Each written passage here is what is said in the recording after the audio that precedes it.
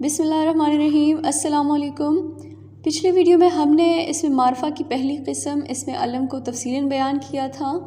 آج کی ویڈیو اس میں معرفہ کی دوسری قسم یعنی اس میں ضمیر کی اقسام کے حوالے سے ہے۔ آج ہم پڑھیں گے اس میں ضمیر کی اقسام۔ ایک شعر ہے: شرمندہ میری روح کی سچائیاں ہوئیں، وہ تبصرہ ضمیر نے کردار پر کیا۔ اس میں ضمیر ویسے تو ہم کہتے ہیں، جملوں میں استعمال کرتے ہیں اس لفظ کو، ضمیر اجازت نہیں دیتا، میرے ضمیر نے مجھے اجازت نہیں دی، میرا ضمیر اس بات کے لیے راضی نہیں ہے، وغیرہ وغیرہ۔ اس طرح کے جملے ہم نے سنے ہیں، ہم استعمال کرتے ہیں۔ ضمیر کا مطلب ہے، ہم جب ضمیر کا لفظ استعمال کرتے ہیں اس طرح سے، تو اس کا مطلب ہے کہ اپنا آپ، خود۔ یہاں پہ اس میں ضمیر کی اقسام ہم پڑھیں گے اور ضمیر کو پہلے سمجھنے کی کوشش کریں گے۔ تو یہاں پہ مراد ہے کہ وہ کلمہ جو کسی دوسرے اسم کی جگہ تکرار لفظی سے بچنے کے لیے استعمال کیا جائے، مطلب کہ جو اسم ہے اس کو بار بار نہ دہرایا جائے، تو اس کی جگہ ہم پھر ضمیر استعمال کرتے ہیں، ضمائر کا استعمال کرتے ہیں۔ ضمیر کی 6 قسمیں ہیں۔ سب سے پہلی قسم جو ہے وہ ہے ضمیر شخصی۔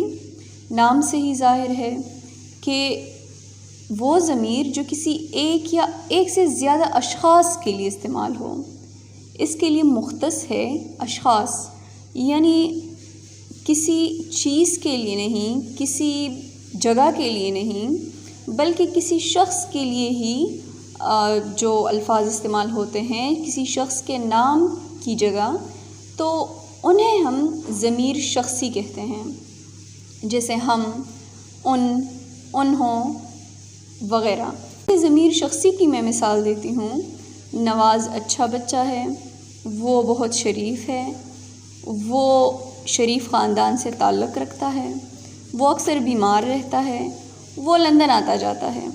تو جو نواز کے بعد میں نے جتنے فقرے پڑھے، اس میں نے سٹارٹ میں نواز کا لفظ دہرایا نہیں۔ نواز نام میں نے اس کی تکرار کی ضرورت نہیں آئی، کیونکہ اس کی جگہ میں نے وہ اس طرح کے الفاظ کا استعمال کیا۔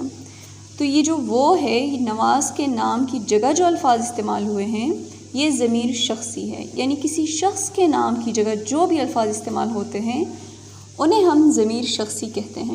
اب آتے ہیں اس میں ضمیر کی دوسری قسم کی جانب، یعنی ضمیر اشارہ۔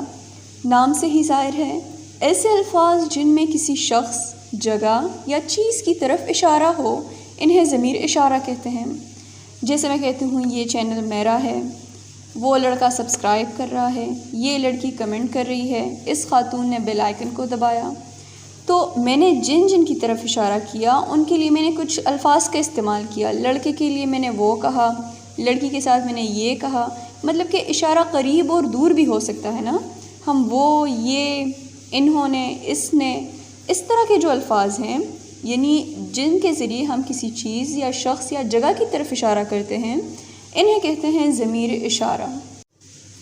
جیسے بیبی ڈول بھی کہتی ہے کہ یہ دنیا پتل دی، دنیا کی طرف اشارہ کر رہی ہیں، لیکن آپ گانوں سے مقصد نہیں اخذ کرتے۔ خیر، واپس آتے ہیں۔ ضمیر کی تیسری قسم ضمیر موصولہ۔ موصولہ، اس کا مطلب ہے، آپ نے الفاظ سنے ہوں گے، وصول کرنا، موصول ہونا، وصل لفظ سنا ہوگا، وصال لفظ، یہ سارے جو ہے اس کا مطلب ہے ملنا یا موصول ہونا۔ یہ وہ ضمیر ہے جو کسی اسم کی حالت بیان کرنے کے لیے استعمال ہوتی ہے، اور ان کے بعد ایک پورا جملہ بات مکمل کرنے کے لیے آتا ہے۔ اس کا مطلب کیا ہے؟ مطلب کہ اسم کی حالت بھی بیان ہو اور پھر اس کو مکمل کرنے کے لیے کوئی دوسرا فقرہ بھی لگایا جاتا ہے۔ جیسے مثالوں سے آپ کو میں سمجھاؤں گی تو آپ کو زیادہ واضح ہوگا۔ اس کی مثال اگر میں پیش کروں کہ جو لباس سادہ ہوتا ہے پیارا لگتا ہے۔ اب اس پورے جملے میں اسم کیا ہے؟ لباس ہے، کسی چیز کا نام ہے لباس، ٹھیک ہے؟ تو یہاں پہ اسم کی حالت بیان ہوئی ہے نا، میں نے لباس کی سادگی پہ بات کی ہے۔ تو جو لباس سادہ ہوتا ہے، پھر میں نے اس کو مکمل کرنے کے لیے ایک اور چھوٹا فقرہ لگایا ہے کہ پیارا لگتا ہے۔ مطلب کہ اگر میں کہوں کہ جو لباس سادہ ہوتا ہے اور اس کے بعد آگے میں کچھ نہ کہوں تو یہ ادھورا رہ جائے گا، ٹھیک ہے؟ تو جو لباس سادہ ہوتا ہے پیارا لگتا ہے، اس کے آگے ضرور میں کوئی ایسا جملہ لگاؤں گی جس سے یہ پوری بات مکمل ہو سکے۔ جیسے مثال ہے کہ جس جگہ آگ لگی تھی وہ پوری جل گئی، تو جس لفظ جو ہے یہ ضمیر موصولہ ہے، آگ لگی تھی یہ ہے ضمیر موصولہ کا جو دوسرا حصہ ہے اور اس کے لیے الگ نام ہے، اس کو کہتے ہیں صلہ۔ یاد رکھیں آپ کی پڑوسن صلہ نہیں، یہ اس دوسرے حصے کا نام ہے۔ وہ پوری جل گئی یہ ہے جواب صلہ، یعنی کہ اس جواب صلہ کے بغیر تو فقرہ ادھورا رہتا۔ اگر میں یوں بولتی کہ جس جگہ آگ لگی تھی اور اس کے بعد میں خاموشی اختیار کروں تو یہ جملہ سمجھ میں نہیں آئے گا، یہ ادھورا رہے گا۔ اس کو مکمل کرنے کے لیے ایک اور فقرہ اس کے ساتھ لگانا ضروری ہے۔ تو ضمیر موصولہ کے لیے آپ یہ یاد رکھیں کہ ایسی ضمیر ہے جو کسی اسم کی حالت بیان کرنے کے لیے استعمال ہوتی ہے اور ان کے بعد ایک پورا جملہ بات مکمل کرنے کے لیے آتا ہے۔ اب آتے ہیں اسم ضمیر کی چوتھی قسم کی جانب، ضمیر تنکیری۔ تنکیری اور نکرہ لفظ ایک دوسرے کے ساتھ میچ کر رہے ہیں۔ تنکیر ویسے اس کا مطلب ہے، تنکیر کا مطلب ہے نکرہ کرنا یا شکل بگاڑنا۔ یہاں پہ ہم سمجھیں گے کہ ضمیر تنکیری سے مراد ہے وہ ضمیر جو غیر معین افراد یا اشیاء کے لیے استعمال ہوں۔ سادہ الفاظ میں وہ ضمیر جو کسی نامعلوم اسم کی جگہ آ جائے، یعنی جب ہمیں اسم کے بارے میں پتہ نہ ہو۔ جیسے مثال میں پیش کروں گی، اگر مثال کے طور پہ میں کہوں کوئی نہیں جانتا کہ کل کیا ہوگا، اب کوئی نہیں جانتا تو یہ کوئی لفظ جو ہے اس کا ہمیں پتہ نہیں ہے کہ کس کے بارے میں بات ہو رہی ہے، مطلب کون نہیں جانتا، بس ہم ایسے ہی کہہ دیتے کوئی نہیں جانتا کہ کل کیا ہوگا۔ تو یہ کوئی لفظ جو ہے یہ ضمیر تنکیری ہے۔ کئی لوگوں نے احتجاج کیا، آج کل آپ دیکھ رہے ہیں احتجاج ہو رہے ہیں، سڑکوں پہ لوگ آ رہے ہیں باہر۔ اگر میں کہوں کئی لوگوں نے احتجاج کیا تو اب اس میں لوگوں کا معلوم تو ہمیں نہیں ہے نا کہ کون لوگ تھے، بس ہم کہتے ہیں کئی لوگ تھے، مطلب بہت بھی ہو سکتے ہیں کم بھی ہو سکتے ہیں۔ جب ہمیں معلوم نہ ہو اسم کے بارے میں اور ہم اس کا تذکرہ کرتے ہیں تو وہ ضمیر تنکیری کہلاتا ہے۔ جیسے میں کہتی ہوں کچھ لوگوں نے درخواست کی، تو اب کچھ لوگ ہمیں پتہ نہیں ہے کتنے لوگ ہیں، کون لوگ ہیں، کیسے لوگ ہیں، یہ نامعلوم ہے، تو یہ ضمیر تنکیری ہے۔ تو یہاں پہ جو ہے یہ چند لفظ کوئی، کچھ، اس طرح کے جو الفاظ ہوتے ہیں جو ہمیں اسم کے بارے میں مکمل پتہ نہ دے، مکمل معلومات نہ دے، وہ ضمیر تنکیری ہے۔ اب آتے ہیں اس میں ضمیر کی جو اگلی قسم ہے، اس کو کہتے ہیں ضمیر استفہامیہ۔ استفہامیہ نشان آپ نے سنا ہے، کویشچن مارک کو کہتے ہیں۔ استفہام کہتے ہیں سوال کرنے کو، سوال پوچھنا، وضاحت طلب کرنا وغیرہ۔ تو یہاں پہ یہ بھی جو ہے بہت آسان ہے، ضمیر استفہامیہ یعنی وہ ضمیر جو سوال پوچھنے کے لیے استعمال ہو، جس میں کوئی سوال کیا جائے، بس وہ جو ہے وہ ضمیر استفہامیہ ہے، لیکن وہ اسم نہ ہو، ضمیر ہو، یہ آپ نے ذہن میں رکھنا ہے۔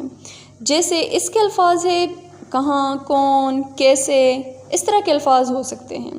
جیسے مثال ہے کہ کیا بارش ہو رہی تھی، یا میں کہوں کہاں سے آئی ہیں، کون آ گیا تھا، کہاں گئے تھے، اس طرح کے سوالات جو ہوتے ہیں جو اسم کے بارے میں پوچھے جاتے ہیں، ضمیر مطلب کہ اسم کی جگہ استعمال ہوتے ہیں، تو ان ضمائر کو کہتے ہیں ضمیر استفہامیہ۔ جو ہماری آخری قسم ہے ضمیر تاکیدی۔ تاکید لفظ کسی چیز پر زور دینا، اصرار کرنا، بار بار کہنا۔ جیسے ہم کہتے ہیں میں سختی سے تاکید کرتی ہوں کہ باہر نہیں جانا، تو مطلب کہ میں نے آپ کے جانے پہ پابندی لگا دی ہے، یا میں اصرار کر رہی ہوں، یا میں یہ ہرگز برداشت نہیں کروں گی اگر یہ کام ہوا۔ تاکید کا مطلب کسی چیز پہ زور دینا، بار بار بیان کرنا، اصرار کرنا۔ تو یہاں پہ بھی اس طرح کے فقرے جس میں کسی کام کے کرنے پہ زور دیا جائے اسے کہتے ہیں ضمیر تاکیدی۔ اس کے لیے آپ یہ یاد رکھ لیں کہ کسی بھی ضمیر شخصی کے بعد آپ اپنا، اپنی، خود، اس طرح کے الفاظ لگانے سے وہ ضمیر تاکید بن جاتی ہے۔ مطلب کہ ضمیر شخصی میں ہمارے پاس کیا تھا، وہ، اس، میں، یا انہوں، ان، اس طرح کے سارے الفاظ جو تھے، اس کے بعد جب آپ اپنا، اپنی، خود اس طرح کے الفاظ ان کے ساتھ لگاؤ گے تو یہ ضمیر شخصی سے ضمیر تاکیدی میں بدل جائیں گے۔ جیسے میں کہتی ہوں وہ اپنی مرضی سے برتن دھو رہی ہے، وہ لفظ جو ہے یہ تو ضمیر شخصی ہے، لیکن اس کے بعد میں نے اپنی لگایا کیونکہ یہ جو برتن دھونے کا کام ہے اس پہ میں نے زور دیا، تو یہاں پہ جو ہے یہ ضمیر تاکیدی بن گیا۔ جیسے میں کہتی ہوں انہوں نے خود کھانا بنایا، انہوں لفظ جو ہے ضمیر شخصی ہے، لیکن اس کے آگے میں نے خود لفظ لگایا تو یہ ضمیر شخصی سے ضمیر تاکیدی میں بدل گیا۔